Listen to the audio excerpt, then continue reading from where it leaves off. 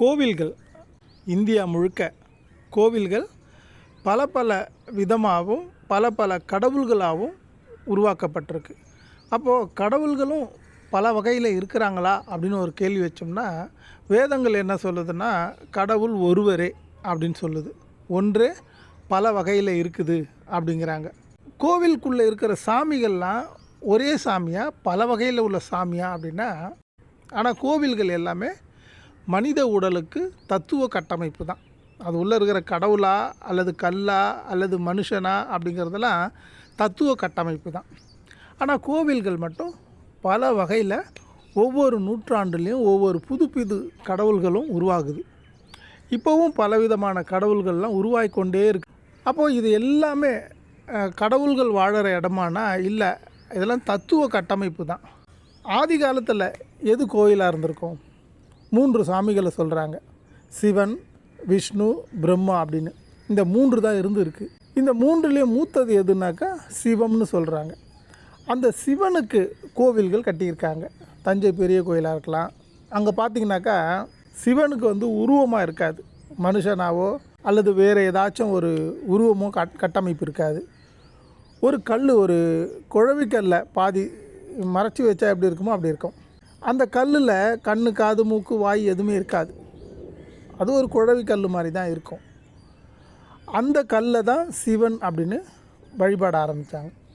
அதுக்கப்புறமா அந்த சிவன் ஒரு திருமணம் பண்ணது போல் அவருக்கு சக்தின்னு ஒரு மனைவி இருக்காங்க, அவருக்கு 2 பிள்ளைகள் இருக்காங்க அப்படின்னு ஒரு குடும்ப கட்டமைப்பை உருவாக்குனாங்க. விஷ்ணுன்றவர் அவருக்கு மைத்துனராகவும் சக்திக்கு அண்ணனாகவும் கொண்டு வந்து, இந்த கட்டமைப்புகள் எல்லாம் ஒவ்வொரு காலகட்டத்தில் தான் வந்திருக்கு. இதுதான் கடவுள்னு சொல்லும்போது இவ்வளோ பெரிய கட்டமைப்பு வரல. அப்போது ஒவ்வொரு நூற்றாண்டுகளில் இதெல்லாம் கட்டமைக்கப்பட்டிருக்கு. ஒவ்வொரு சாமிகளை உருவாக்கி அது கட்டமைப்புகள் உருவாகிருக்கு. இந்த கட்டமைப்பை உருவாக்கினவன் தந்திரமாக உருவாக்கினான். உயர் சாதியாக இருக்கிற பிராமணன் சொல்கிறவன் ஆகம விதி, இதுக்குள்ளே நாங்கள் தான் இருக்கணும், இந்த கடவுளை நாங்கள் தான் உருவாக்கியிருக்கிறோம், இந்த கடவுளை நாங்கள் தான் வழிபடணும், மற்றவாள் இதுக்குள்ளே வரக்கூடாதுன்னு அவாள் மட்டும் உள்ளே இருந்தான். பிராமணன், சத்திரியன், வைஷ்யன், சூத்திரன் அப்படின்னு ஒரு 4 வர்ணம் பிரிச்சுட்டான். அதில் பிராமணன்ற மட்டும் பிரதான ஸ்தலத்துக்குள்ளே இருப்பான், மற்றவங்களெல்லாம் வெளியே வச்சுருப்பான். சத்திரியன் இந்த கோயிலையும் பாதுகாத்துக்கணும், பிராமணனையும் பாதுகாக்கணும், ஊர் மக்கள்கிட்ட வரி வசூல் பண்ணி இந்த ஆலயத்துக்கு கொண்டு வரணும்.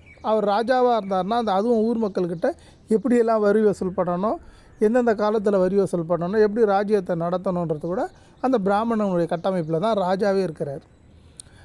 ராஜாவுடைய பாதுகாப்பில் வியாபாரிகள் இருக்கிறாங்க. இந்த சூத்திரன்னு சொல்லப்படுகிற உடல் உழைப்பு மக்கள் எல்லாருமே இந்த 3 பேருக்கும் அடிமைகளாக மாற்றி வச்சுட்டான். இது யார் பண்ணதுன்னா அந்த பிராமணன்றவன் கொண்டு வந்தது. இவனுடைய கட்டமைப்பை எப்படி கொண்டு வந்திருக்கிறான்னா, இது ஒரு வியாபார தந்திரமாக தான் கொண்டு வந்திருக்கான். இந்த கோவிலுங்கிற அந்த கருவறையில் நான் நிற்பேன், நீங்கள் எல்லாம் இந்த சாமிக்கு வருடந்தோறும், மாதந்தோறும், வாரந்தோறும், நாள்தோறும் நான் ஒரு ஆகம விதி எழுதியிருப்பேன், அதுபடி இதுக்கு வழிபாடு பண்ணிக்கிட்டே இருக்கணும், இல்லைன்னா இந்த ஊர் அழிஞ்சிடும், நீங்கள் நல்லா இருக்க மாட்டீங்கன்னு ஒரு விதியை உருவாக்கி அதுக்கு ஒரு பயத்தை காட்டி அந்த முறையில் வழிபாடு நடந்துகிட்ருக்கு. இதுக்கு பாதுகாப்பு ராஜா. எல்லா மக்களும் உள்ளே வந்துட முடியாது, ராஜாவுக்கு அனுமதி உண்டு, அவரோட கர்ப்பகிரகத்தாண்ட போக முடியாது. ராஜாவுக்கு பின்னாடி வியாபாரியை நிறுத்துவாங்க, பொதுமக்களை வெளியில் தான் நிறுத்துவாங்க. இப்படி ஒரு கட்டமைப்பை உருவாக்கணும். அப்போ தான் அவங்க கொள்ளடிக்கிறதெல்லாம் வெளியில் தெரியக்கூடாது. நந்தனார் காலத்துலலாம் நந்தனாரே சிவன் கோயிலுக்குள்ளே விடலை. ஏன்னா ஜாதியால் அவர் சூத்திரர் அப்படின்னு. அப்போ இந்த கட்டமைப்பெல்லாம் எப்படி உருவாகிருக்குதுன்னா, ஜாதிக்கு ஒரு கோயிலாக தான் உருவாகிருக்குது. இந்த கோயிலுக்குள்ளே அனுமதிக்கப்படாத மக்கள்கள் இவங்களுக்கெல்லாம் இந்த கட்டமைப்பு மேலே ஒரு கோபம் வந்துருச்சு. கடவுள்னு ஒன்று இருக்குதுன்னு சொல்லி கொடுத்தான், அவர் தான் எல்லாரையும் காப்பாற்றுறாருன்னா, ஏன்னா அவரை தான் ராஜாவும் வணங்குறான், வியாபாரியும் வணங்குறான், அந்த பிராமணன் தான் அந்த வழிபாடை செய்கிறான். அப்படின்னா அந்த கடவுள் நம்மளே காப்பாற்றணும்ல, அந்த பயத்தில் நாமளும் அந்த கடவுள்கிட்ட போய் வேண்டினா தான் நம்மளை பற்றி சொன்னால் தான் தெரியும் அப்படின்னு எங்களுக்கும் அந்த கோயிலுக்குள்ளே வரணும்னு அவன் திட்டம் போட்டு வரக்கூடாதுன்னு சொல்லிட்டான்.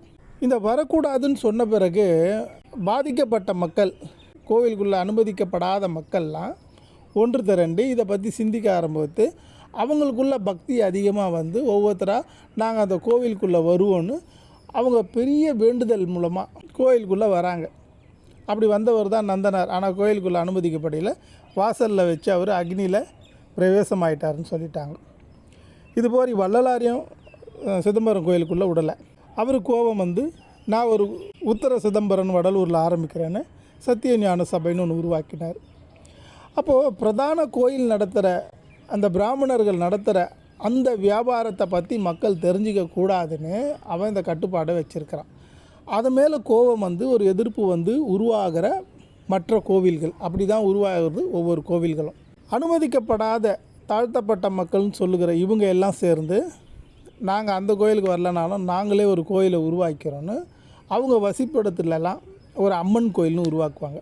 அந்த அம்மனை எப்படி உருவாக்குவாங்கன்னா, சாதாரணமாக ஒரு கல்லையோ ஒரு மரக்கட்டையிலையோ வைக்க மாட்டாங்க. அந்த அம்மனுக்கு மனுஷ உருவத்திலே ஒரு உருவமாக வச்சு அதுக்கு நிறைய கைகள் கொடுத்து எல்லா கைகள்லேயும் ஆயுதங்களை கொடுத்து அது ஒரு சிங்கத்து மேலே உட்காந்துன்னு இருக்கா மாதிரி அல்லது ஒரு பீடத்தில் உட்காருனா கால் மேலே கால் போட்டு உட்கார்ற மாதிரி ஒரு பிராமண குழந்தைய காலில் போட்டு மிதிக்கிற மாதிரியும் அமைப்பாங்க. இதெல்லாம் ஏன் வந்தது?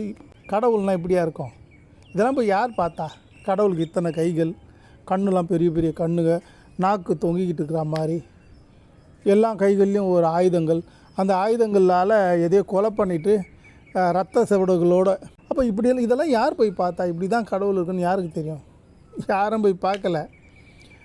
ஒதுக்கப்பட்ட மக்கள் அவங்களுடைய வேதனையை வெளிப்படுத்த அவங்கள எதிர்த்து உருவாக்கப்பட்டது தான் இந்த அம்மன் சிலைகள் எல்லாம். அது ரொம்ப கோபமாக இருக்கிற மாதிரியும் அது கையில் நிறைய ஆயுதங்கள் வச்சுருக்க மாதிரியும் அதுக்கான விழா நாட்களில் அதுக்கான படையிலே மாமிசம் போடுறது போல். பிராமணர்கள் நடத்துகிற கோவிலெல்லாம் நெய்வேத்தியம்னு சொல்லுவாங்க. அங்கே சைவ உணவு மட்டும்தான் இருக்கும், அசைவம் இருக்காது. அந்த சாமி அசைவம் சாப்பிட்ற சாமியாக இருந்தால் கூட இவங்க சைவம் தான் படைப்பாங்க. அப்படி ஒரு ஆதிக்க கட்டுப்பாடு. சாமி அசைவம் சாப்பிடுதா சைவம் சாப்பிடுதாங்கிறதே ஒரு கற்பனை தான். ஆனால் அவங்க சைவம் தான் கொடுப்பாங்க. அதுவும் இவங்களுக்கு என்னென்னலாம் உணவு பிடிக்குமோ அதுதான் அந்த சாமிக்கு படையலாக இருக்கும். அதே போல் யாரெல்லாம் கோவிலுக்கு வரக்கூடாதுன்னு வெளியே துரத்துனாங்களோ அந்த மக்கள்லாம் சேர்ந்து அவங்க பகுதியில் உருவாக்கின ஒரு அம்மனாக இருக்கணும். அந்த அம்மனுக்கு இவங்களுக்கு பிடிச்ச உணவெல்லாம் வைப்பாங்க. பார்த்திங்களா? இவங்க என்னென்ன மாமிச வகையில் சாப்பிட்றாங்க அவளும் அங்கே படையல் போட்டு கும்பம்னு வைப்பாங்க. அப்போ இதெல்லாம் எப்படி உருவாயிருக்குதுன்னா, ஒதுக்கப்பட்டவங்க, வெறுக்கப்பட்டவங்க இவங்க எல்லாம் சேர்ந்து தன்னுடைய வெறுப்பையும் கோபத்தையும் காட்டுறதுக்காக உருவாக்கப்பட்ட கோவில்கள் இதெல்லாம். கிராம தேவதைகள், எல்லை தேவதைகள் இவங்கெல்லாம் எப்படி இருப்பாங்கன்னா, அந்த எல்லையில் ஒரு குதிரை மேலே உட்காந்துட்டு இருப்பாங்க. கையில் ஒரு பெரிய வீச்சருவாக இருக்கும், பெரிய கண், முட்டை முட்டையாக பெரிய கண் இருக்கும், உருட்டு மீசை இருக்கும் பெருசாக, கம்பீரமான தோற்றத்தில் இருப்பாங்க. இதெல்லாம் என்ன காட்டுதுனாக்கா, எங்களையாடா அந்த கோவிலுக்குள்ளே வரவிட மாட்டேன்னு, எங்கள் சாமிலாம் பாரு நாங்கள் எப்படிலாம் வச்சுருக்கிறோம், உன் சாமி வந்து அதுக்கு உருவமும் இருக்காது அதுக்கு இந்த மாதிரி கோபமும் வராது, எங்கள் சாமி பாரு எப்படி இருக்குதுன்னு காண்பிக்கிறதுக்கு உருவாக்கப்பட்டது தான். அந்த எதிர்ப்பு காட்டுறதுக்கு உருவானது தான். எல்லா அம்மன் சாமியும் இந்த மாதிரி சூலாயுதம் அதெல்லாம் வச்சுருக்கிற சாமிங்கெல்லாம் பாருங்கள் பிரதான சாமியாக இருக்காது. அது யாரெல்லாம் ஒதுக்கப்பட்டாங்கன்னு சொன்னால் அந்த பகுதியில் தான் இந்த மாதிரி கோவில்லாம் இருக்கும். அப்போ கடவுள் வழிபாடுன்னா பொதுவாக இங்கே இல்லை. இது எல்லாம் கற்பனையில் உருவானது தான். அந்த கற்பனையிலையும் வியாபாரத்தனத்தில் உருவாக்கி இதை எல்லா மக்களும் தெரிஞ்சிக்கக்கூடாதுன்னு சனாதன அமைப்பில் ஒரு கூட்டம் ஆரிய வம்சம் செயல்படுது. அதில் கூட தன்னை கொண்டு போய் ஈடுபடுத்திக்க முடியாத கோபத்தில் இருக்கிற அந்த மக்கள் தங்களுக்கு தாங்களே உருவாக்கப்பட்டது அம்மன் கோயில், முனீஸ்வரன் கோயில், இது போல் எல்லை தெய்வ கோவிலெல்லாம் இவங்க உருவாக்குனது. இவங்களுடைய வழிபாடெல்லாம் பார்த்திங்கன்னா ரொம்ப ஆக்ரோஷமாக இருக்கும். ஏன்னா அந்த கோபம் நம்மளை உள்ளே வரக்கூடாதுன்னு சொன்னானே, நம்மளை எதிர்த்தானே, நம்மளை அவமானப்படுத்தினானே, அவனை வெட்டணும், குத்தணும், கொல்லணும் அப்படின்ற அந்த ஆவேசம் அதனுடைய வெளிப்பாடு தான். நாங்கள் எப்படிப்பட்டவங்க பாருன்னு நெருப்பில் இறங்குறதும், அழகு குத்திக்கிறதும், தன்னை உடலை ரொம்ப வருத்தி காட்டுறதும், இதெல்லாம் எதிர்ப்பில் உருவான கட்டமைப்பு தானே அன்றி உண்மையில் பக்தியில் அன்பில் உருவானதே கிடையாது. அப்போ கோவில் கட்டமைப்பெல்லாம் நாள்தோறும் ஒன்று ஒன்று உருவாகிட்டே இருங்க. பராகி அம்மன் மனுஷ உடம்பும் பன்றி முகமானு தெரியல, அப்படி ஒரு முகத்தை வச்சுருக்காங்க. இன்னொன்று அக்ஷய திதி அப்படின்னு ஒன்று உருவாக்கி தங்க வியாபாரிங்கள்லாம் அதுக்கு ஒரு சாமியை உருவாக்கி அது ஒரு வழிபாடாக கொண்டு வந்துட்டானுங்க. அப்போ ஒவ்வொரு காலகட்டத்திலையும் உருவாகிற அத்தனை சாமிகளும் பொதுமக்களுக்கு நலன் பயிர்க்க பொது கடவுளாக கிடையாது. அது அவரவர்களுக்கு தேவையான வருமானத்தை ஈட்டுவதற்கு உருவாக்கி வச்சிருக்கிற ஒரு கற்பனை தானே தவிர இதெல்லாம் கடவுள்கள் இல்லை. இந்த பூமி முழுக்க எங்கெல்லாம் வழிபாட்டு ஸ்தலங்கள் இருக்கோ அது எல்லாமே மனித உடலினுடைய தத்துவ கட்டமைப்பு அன்றி உண்மையான கடவுள் வாழற இல்லம் கிடையாது. எல்லா வேதங்கள்லையும் ஒரு சில சூட்சமத்தை சொல்லியிருப்பாங்க. உங்களுடைய தேகமே கோயில், உங்களுடைய இருதயத்திலே கடவுள் வாசம் பண்ணுகிறார் அப்படின்னு. நம்மளை மிஞ்சி இந்த உலகத்தில் பிரதான சக்தி ஒன்றும் கிடையாது. இந்த பிரபஞ்சத்தையே உருவாக்கி இருக்கிற ஒரு சக்தின்னு ஒன்று இருக்குதுன்னா அது நம்மளை பொதுவாக பாதுகாத்துக்கும். அதுக்காக நீங்கள் போய் எதுவும் சிரமப்பட வேண்டியதே இல்லை. அதை சந்தோஷப்படுத்துகிறேன்ட்டு நீங்கள் எதுவும் மெனக்கட்டு செய்ய வேண்டியதே இல்லை. நீங்கள் எதை எடுத்து அது கொடுத்தாலும் சரி, எல்லாமே அதோடது தான். இந்த பூமியும் அதனுடைய நிறைவும் அந்த பிரதான சக்தி இது தான். நீங்கள் எதை எடுத்து கொடுத்தாலும் எல்லாமே அதோடது தான். அதனால் அதுக்கு ஒன்று கொடுத்து தான் நம்ம ஒன்றை பெறணும் அப்படின்னு என்ன தேவையில்லை. அது இறை வழிபாடும் இல்லை. அப்போ இந்த வழிபாடுங்களை எல்லாம் கொஞ்சம் சிந்திச்சு பாருங்கள். மக்களுடைய பொருளாதாரத்தை எந்த வகையிலையாச்சும் சுரண்டுறதுக்கும் ஏமாத்துறதுக்காக உருவாக்கப்பட்டதே அன்றி இது பொதுமக்களுக்கு நலம் பயக்க இல்லை. உங்களுடைய ஒவ்வொரு நற்செயலுமே உங்களை அடுத்த படிநிலைக்கு கொண்டு போகும். சிந்தித்து செயல்படுங்கள். ஜெயக்குமார்.